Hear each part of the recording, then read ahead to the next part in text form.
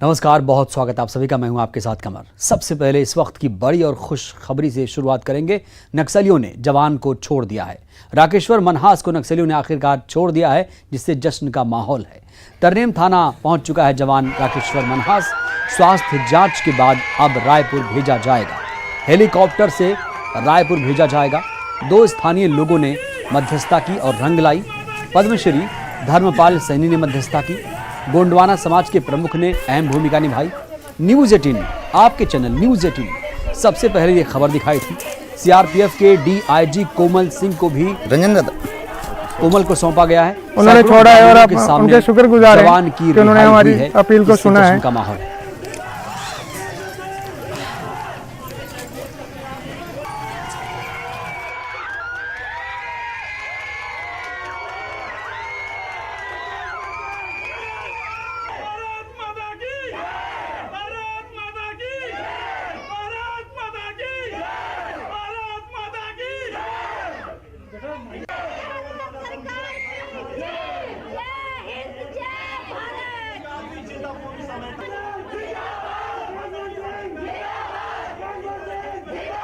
तो आप देख पा रहे हैं तस्वीरें। राकेश्वर मनहास को नक्सलियों ने छोड़ दिया है आखिरकार, और इससे रायपुर से लेकर जम्मू कश्मीर तक जश्न का माहौल है, क्योंकि परिवार ने लगातार गुहार लगाई थी।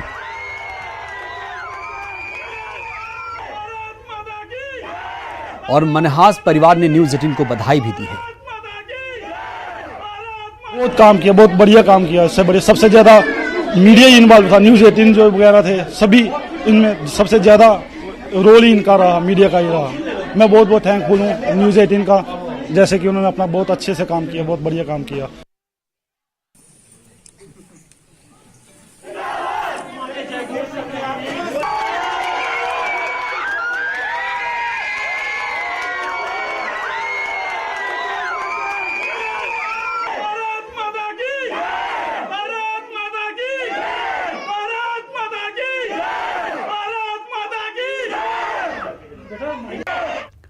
और हमारे संवाददाता मुकेश चंद्राकर भी उस दौरान मौजूद थे।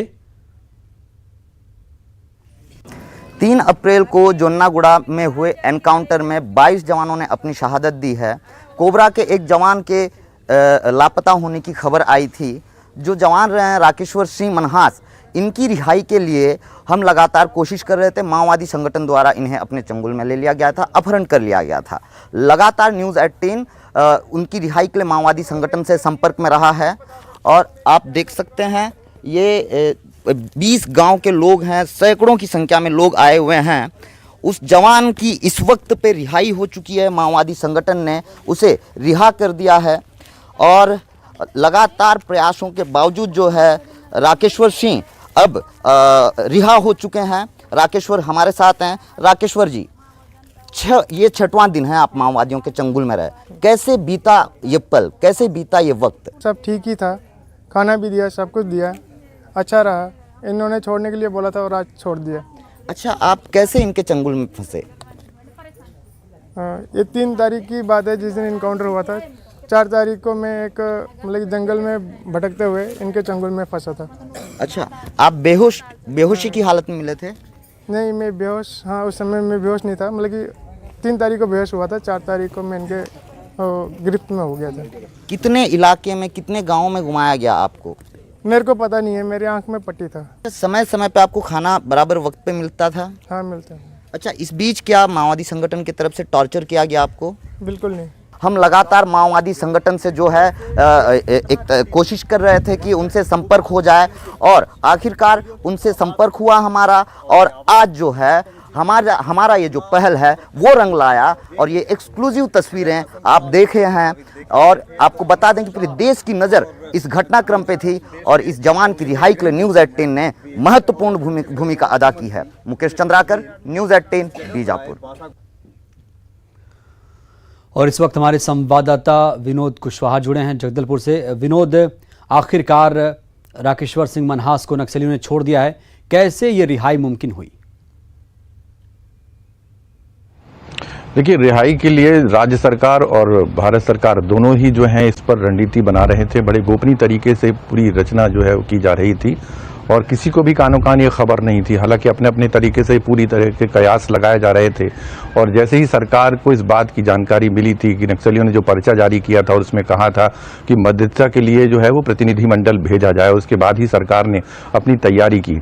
तो ये कह सकते हैं कि इस पूरी पहल के लिए दोनों सरकार ही बधाई की पात्र हैं कि सकुशल जो जवान है वो रिहा हुआ। और देश को एक मैसेज भी गया, प्रदेश को एक मैसेज गया है सरकारों के माध्यम से कि बिना किसी शर्त के, क्योंकि आमतौर पर होता नहीं है कि माओवादी बिना किसी शर्त के विनोद, आपको रुकूंगा इस वक्त। और यहाँ पर माओवादियों ने 6 दिन हमारे साथ जुड़े हैं जिन्होंने मध्यस्थता की बहुत बड़ी भूमिका निभाई है, धर्मपाल जी ने। धर्मपाल जी, बहुत बहुत स्वागत आपका न्यूज 18 में। धन्यवाद आपके लिए। धर्मपाल जी, आप लोगों ने नामुमकिन को मुमकिन कर दिखाया, कैसे मुमकिन हुआ ये? देखिए, जो मांग थी वो ये थी जी कि मध्यस्थ के विषय हम छोड़ेंगे। तो जब मध्यस्थ करने के लिए हम पहुंचे जी। तो उन्होंने उसमें कोई बहुत बड़े सवाल वगैरह नहीं उठाए। और जो तेलामी, जो गणमान समाज के अध्यक्ष तेलामी जी हैं, उन्होंने जो उपाध्यक्षा सुखमती हफ्ता है, उन लोगों के साथ में बहुत अच्छे वातावरण में बातचीत हुई और उसे विश्वास के वातावरण में ही उन्होंने छोड़ा। हाँ, उनका ये जरूर था कि जैसे हम लोगों ने सद्भावना छोड़ा है, ऐसे जो आदिवासी बेकसूर हैं उन लोगों के बारे में सोचना चाहिए। एक नंबर 2, उनको घर भेज जाना चाहिए। घर में हम उनकी फोटो चाहते हैं, घर में देखना, वो घर में पहुंच गए। अभी टीवी में तो आया है उनके घर के अंदर लड्डू बट रहे हैं, वहाँ तो घर में पहुंच चुके हैं, लेकिन वो चाहते थे कि वो भी अपने घर पहुंचे। ये संदेश हमने बता दिया है। और शासन प्रशासन ने भी जो पॉजिटिव अभी तक सब आ रहा है जी, उनको घर भेजा जाएगा। अभी तो उनकी जांच पड़ताल होगी स्वास्थ्य वगैरह की, क्योंकि समय पे जा सकता है, उनको स्वास्थ्य की जांच पड़ताल है जी। तो उनको स्वास्थ्य की जांच पड़ताल के लिए भेजा गया है जी। धर्मपाल जी, बड़ा सवाल ये भी है कि और जी जी जो वहाँ पर काफी लोग भी आए थे, उन्होंने लोगों से पूछा कि क्या किया जाए। लोगों ने भी सकारात्मक जवाब भी दिया उनके बारे में। ये बड़ा अच्छा लगा कि वहाँ पर मैंने लगभग मेरे ख्याल से 1000 के आसपास लोग तो हों, 20 गाँव के लोग थे, 12-15 किलोमीटर दूर से इकट्ठे हुए थे और सब युवक वर्ग था, चाहे वो महिलाएं हों चाहे बुजुर्ग हों। और जो उनकी कमांडर थी मनीला जी, वो उनको लेके आई थी। उनके साथ में 15-20 कमांडो थी, उनके हथियारबंद कमांडो महिलाएं भी थी। धर्मपाल जी, नक्सलियों का एक चेहरा ये भी है, आप उनकी मानवता का जिक्र कर रहे हैं, कहीं ना कहीं वो भी एक इंसान हैं, तो कभी कभी उनके खूंखार चेहरे भी देखने को मिलते हैं। क्या रोल है इनका और क्या इनकी मांगे हैं कि ये कभी कभी इतने खूंखार हो जाते हैं और आज जो उन्होंने किया वो एक मानवीय चेहरा दिखा? ये तो उनका कहना था ना कि भाई आप हमारे ऊपर निरंतर आक्रमण कर रहे हैं तो हमको भी हथियार उठाने पड़े। ये तो उनकी विज्ञप्ति में साफ साफ आया हुआ। जो उनकी विज्ञप्ति है ना जी, जो कुछ अखबारों में छापी थी, उसमें भी साफ दिया कि हमारे ऊपर हथियार उठाए जा रहे थे, हमने भी हथियार उठाए। क्या कोई मांगे भी हैं उनकी? अभी तो उन्हें खाली यही किया, हमने छोड़ दिया है और उनको घर पहुंचाना चाहिए अच्छी तरह से और बातचीत भी करना चाहते हैं जी। ईमानदारी से बातचीत करेंगे तो करेंगे, ये तो उनकी विज्ञप्ति साफ साफ है। इसे अलग से तो कोई मांगे वहां पर नहीं रखेंगे। अब मडाबी हिडमा के बारे में बात करूं धर्मपाल जी, तो उसका स्वभाव कैसा है, उसका रवैया कैसा है? क्योंकि 2010 से हम उसकी सक्रियता देख पा रहे हैं। इनके बारे में हिडमा के बारे में बात करें तो क्या हिडमा के बारे में तो अब बहुत ज्यादा जानकारी मेरे पास भी नहीं है जी। जो जानकारी है वो अखबार से मिली है। अब वो कमांडर है, अब कमांडर रहते हैं जी। चलिए बहुत बहुत शुक्रिया, आपने बहुत बड़ा काम किया, आप बधाई के पात्र हैं धर्मपाल जी। और आपने अब मुझे प्रशासन ने अवसर दिया जी, और ये मुझे लगता है ईश्वर की तरफ से प्रसाद आ गया मेरे लिए। बिल्कुल, आपने उस परिवार को बहुत खुशियां दी हैं जिसकी बेटी भी है, बच्चे भी हैं, भाई भी हैं, पत्नी भी हैं और वो इंतज़ार कर रही हैं राकेश्वर सिंह मनहास का। बहुत बहुत शुक्रिया आपका धर्मपाल जी, वक्त देने के लिए। तो विषाद में थे और जो 5 साल की बच्ची है वो घड़ी घड़ी याद कर रही है, इसका पॉजिटिव असर हुआ जी। ये बात सही है। इसका पॉजिटिव असर हुआ। चलिए, बहुत तो शुक्रिया। माता जी के बारे में तो कुछ लोगों ने बातचीत करी हमने जी जी कि ये इनकी माता जी का ऑपरेशन हुआ है आंखों का, जी। तो इन 2-3 चीजों ने लोगों में संवेदना को जगाया। जी जी धर्मपाल जी, चलिए बहुत शुक्रिया आपका, आपने कीमती वक्त दिया न्यूज़ 18 को और आपने बेहतरीन काम किया, आप बधाई के पात्र हैं। और जवान की रिहाई पर सीएम भूपेश बघेल ने खुशी का इजहार किया। मुख्यमंत्री भूपेश बघेल ने खुशी जताई है। जवान के रिहा होने पर मुख्यमंत्री ने खुशी का इजहार किया है। जवान राकेश्वर मनहास की रिहाई पर खुशी जाहिर की है मुख्यमंत्री ने लोगों के प्रति भी आभार जताया। रिहाई अभियान में सहयोगी बनने के लिए पद्मश्री धर्मपाल का भी आभार जताया और धर्मपाल सैनी के प्रति आभार जताया गया है। सामाजिक संस्थाओं के प्रतिनिधियों का भी सीएम ने आभार जताया। मध्यस्थों का भी सीएम ने आभार जताया क्योंकि यही मीडिएटर थे जिनकी वजह से ऐसा मुमकिन हो पाया। एक ब्रिज का काम किया, एक बीच की कड़ी का काम किया और नक्सलियों और सरकार के पक्षकार बनकर राकेश्वर सिंह मनहास की रिहाई करवा दी। सीएम भी इससे गदगद हैं, इससे खुश हैं। हालांकि इससे पहले सीएम ने उस परिवार को भी ये आश्वासन दिया था कि हम जरूर राकेश्वर सिंह मनहास को रिहा करवा लेंगे। और विनोद कुशवाहा हमारे संवाददाता लगातार जुड़े हैं। विनोद, हम नक्सलियों के बारे में जिक्र कर रहे थे और अगर मैं इस पूरे मिशन की बात करूं जिसको ये लीड कर रहा था, मडाबी हिड़मा की बारे में बात करूं, मडाबी हिड़मा के बारे में बात ये भी कहा जाता है कि पुलिस के पास, छत्तीसगढ़ पुलिस के पास उसकी कोई पहचान नहीं है, उसकी कोई फोटो नहीं है, तो कैसे ये मिशन पूरा होगा, कैसे हिड़मा शिकंजे में आएगा, ये भी बड़ी चुनौती है। निश्चित तौर पर चुनौती है कमरुद्दीन, क्योंकि अधिकतर जो मोस्ट वांटेड माओवादी हैं जिनको हमेशा से सुरक्षा एजेंसियां कहती हैं कि अब वो कोर इलाके में जाएंगी, ऑपरेशन करेंगी, उनको ढेर करेंगी, उनको गिरफ्तार करेंगी, तो ये तमाम चीज़ें तो होती हैं, लेकिन बहुत सारे माओवादियों के फ़ोटो या तो पुराने हैं, 10 साल 20 साल पुराने हैं, नए कोई फोटोग्राफ्स नहीं हैं। ऐसे ही माडवी हिड़मा की अगर बात करें, जो कि बटालियन नंबर 1 का खूंखार कमांडर है, उसकी अगर बात करें तो 20-25 साल, यानी आज भी एक वीडियो वायरल हो रहा है सोशल मीडिया में, और वो वीडियो जो है जिसमें दिखाया गया कि माडवी हिड़मा जो है वो बारूद को कैसे प्लांट किया जाना है उसके बारे में वो बता रहा है संगठन को, और अगर उसको वीडियो को देखें तो वो 20-22 साल की उम्र का दिख रहा है। और जो फोटो भी बीच में अभी आया था माडवी हिड़मा का, वो भी पुराना ही फोटो है, नया फोटो कुछ है नहीं, चाहे वो जो खुफिया तंत्र हैं उनके पास फिर बात कर लें या सुरक्षा एजेंसियों के पास में, तो लड़ाई बड़ी आधी अधूरी सी लगती है। और सबसे बड़ी चीज ये है कि 60,000 जवान जो है वो बस्तर में तैनात हैं और हम मुट्ठी भर नक्सलियों को कब्जे में नहीं ले पा रहे हैं। दूसरी तरफ आज के अगर हम पूरे परिदृश्य की बात करें कि माओवादियों ने कहीं ना कहीं मानवीयता का चेहरा दिखाया है, डेलीगेशन के हाथ में जो है जवान को रिहा किया है, तो फिर माओवादी एक कदम आगे क्यों बढ़कर के वार्ता क्यों नहीं करते हैं? अगर माओवादी चाहते हैं कि बस्तर में शांति बहाली हो, तो माओवादियों को चाहिए कि जिस तरह का कदम आज उन्होंने उठाया है, ये कदम आगे भी उठाएं, वो सरकार से बातचीत करें क्या उनकी मांगे हैं। तो निश्चित तौर पर सरकार ने जो कदम आज उठाया था मध्यस्थता करने का, कि सरकार ने ये बात मानी है, इस बात को ख्याल में रखना चाहिए। जैसे ही माओवादियों ने पर्चा जारी किया कि वो मध्यस्थता करना चाहते हैं, डेलीगेशन को भेजा, उन्हें छोड़ना चाहते हैं, सरकार ने तत्परता दिखाई। अब माओवादियों को भी जरूरत है कि वो तत्परता दिखाएं, अगर वो वाकई ईमानदारी रखते हैं, बातचीत करने का उनका हौसला है, तो वो बातचीत करें, क्योंकि बातचीत से ही किसी समस्या का हल हो सकता है। बंदूक, बारूद, इन तमाम चीजों से समस्या का हल नहीं हो सकता है। सवाल ये उठता है कि एक जवान को तो आपने रिहा करके मानवीयता बटोरने की कोशिश की, लेकिन जो 22 जवान मारे गए उनकी जख्म अभी भी हरे हैं। उन परिवारों से पूछने की जरूरत है कि क्या कभी वो अपने इस जख्म को भर पाएंगे, क्या अभी वो सदमे से उबर पाएंगे? ये ऐसे बहुत सारे सवाल हैं। अगर वो वाकई मानवीय हिंसा, मानवीयता के पुजारी हैं, तो इन तमाम चीजों को भी उनको ध्यान देने की जरूरत है, तभी तो लोग विश्वास करेंगे।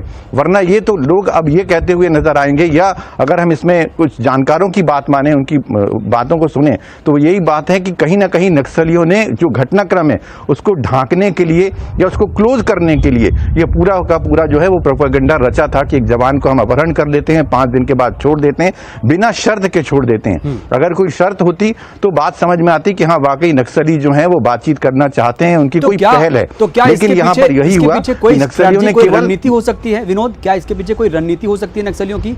बिना शर्त रिहाई कर दी, ऐसा शायद पहली बार हुआ है। बिल्कुल ये रणनीति ही है कमरुद्दीन, ये रणनीति ही है, क्योंकि वो मानवीयता दिखाना चाहते थे।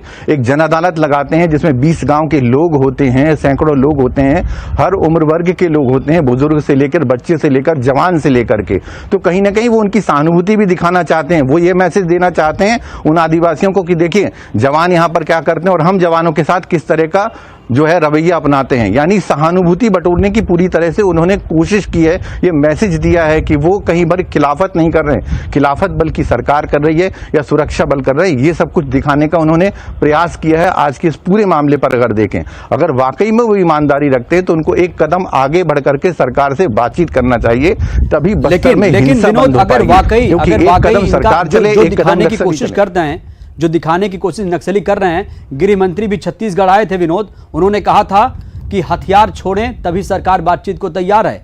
तो क्यों नहीं नक्सली अगर इतने ही ईमानदार हैं, इतने ही मानवीयता रखते हैं अपने दिल में, तो क्यों नहीं हथियार छोड़कर सरकार से बातचीत करते और जो डिमांड है उसको करते और सरकार भी आगे बढ़कर बातचीत करती।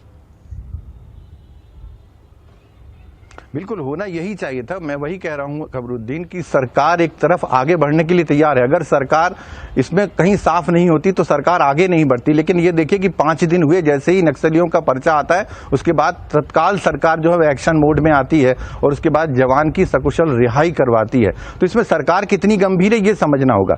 दूसरी चीज ये कि नक्सली हमेशा कहते हैं, ये पहली बार तो नहीं है कि जब नक्सलियों ने पर्चा जारी करके ये कहा हो कुछ दिनों पहले कि वो वार्ता करना चाहते हैं, लेकिन वार्ता से पहले ही शर्त कि फोर्स को हटा दिया जाए, आप जो है लड़ाई बंद कर दीजिए, लेकिन निरीह ग्रामीण जो है वो मरते रहें, उनकी हत्याएं करते रहें, तो फिर सरकार क्या करेगी। सरकार का भी आखिर फर्ज है कि वो उन जो निर्दोष ग्रामीण मारे जा रहे हैं, जो जवान मारे जा रहे हैं, उनको बचाना भी है, बस्तर को भी बचाना है। ये तमाम चीजें हैं सरकार के विषय में, और यही वजह है कि सरकार एक कदम आगे बढ़ना चाहती है, लेकिन सरकार वही कह रही है कि हम टेबल पर आपसे बातचीत करने तैयार हैं, लेकिन पहले आप हिंसा को रोकें। और अगर वाकई नक्सली ईमानदार हैं तो जो परिचय आज उन्होंने दुनिया को दिया है, देश को दिया है, जम्मू कश्मीर तक ये मैसेज पहुंचा है, तो अगर वाकई नक्सली ईमानदार है तो उनको एक कदम आगे बढ़ना चाहिए और सरकार से बातचीत की पहल करनी चाहिए। तो हो सकता है कि बस्तर में शांति कायम हो जाए। विनोद, शनिवार को जब ये 3 अप्रैल को पूरी वारदात जो हुई थी उसमें कई रिएक्शंस भी आए थे। मुख्यमंत्री ने कहा था जल्द ही बस्तर से नक्सलियों का सफाया हो जाएगा। हम किस तरफ बढ़ रहे हैं, सरकार किस तरफ बढ़ रही है, सरकार की क्या रणनीति है नक्सलियों को लेकर, क्योंकि अब कहीं ना कहीं वो युग लौट रहा है। छत्तीसगढ़ में नक्सलियों का सफाया हो रहा है और कई नक्सली तो ऐसे हैं विनोद जो सरकार की योजनाओं से प्रभावित होकर, जो अभियान सरकार ने चलाया उससे प्रभावित होकर मुख्य धारा में, समाज के मुख्य धारा में जुड़ रहे हैं। देखिए, उन्हें लगता है कि जंगल जंगल भटकने से कुछ नहीं होगा। सरकार जो योजनाएं चला रही है वो उन्हीं के लिए चला रही है। जैसा कि खुद केंद्रीय गृह मंत्री अमित शाह ने जब प्रेस कॉन्फ्रेंस के दौरान सर्किट हाउस में जगदलपुर में कहा था कि जगह जगह कैंप खोले जा रहे हैं और उस कैंप की बौखलाहट है। तो आखिर ये क्यों, किसकी सुरक्षा के लिए हो रहा है? बस्तर के लोगों की सुरक्षा के लिए। जिन इलाकों को आपने कब्जा कर लिया है, जिन इलाकों में मूलभूत सुविधाएं नहीं पहुंच सकती हैं, जिन इलाकों में शुद्ध पानी नहीं मिल सकता है, जिन इलाकों में लोगों को जीने का हक नहीं मिल सकता है, अगर सरकार उस दिशा में प्रयास कर रही है और अगर वही नक्सलियों को खराब लगता है तो फिर हिमायती कौन है, इस बात को तय करना होगा। तो सरकार उस दिशा में आगे बढ़ रही है। वही मैंने कहा कि सरकार बिल्कुल, हम तो यही कहेंगे कि हिंसा किसी भी समस्या का हल नहीं हो सकता। हिंसा का रास्ता नक्सली छोड़ें और समाज के मुख्य धारा में जुड़ें, योजनाओं का लाभ उठाएं। सरकार विकास करना चाहती है, सड़क बनाना चाहती है, उसमें भागीदार बने, ना कि विकास विरोधी बने। बहुत बहुत शुक्रिया आपका विनोद। तो कुल मिलाकर रायपुर से लेकर जम्मू कश्मीर तक जश्न ही जश्न है। राकेश्वर सिंह मनहास की रिहाई आज बहुत बड़ी खुशखबरी लेकर आई है। बुलेटिन में इतना ही, दीजिए इजाजत, नमस्कार।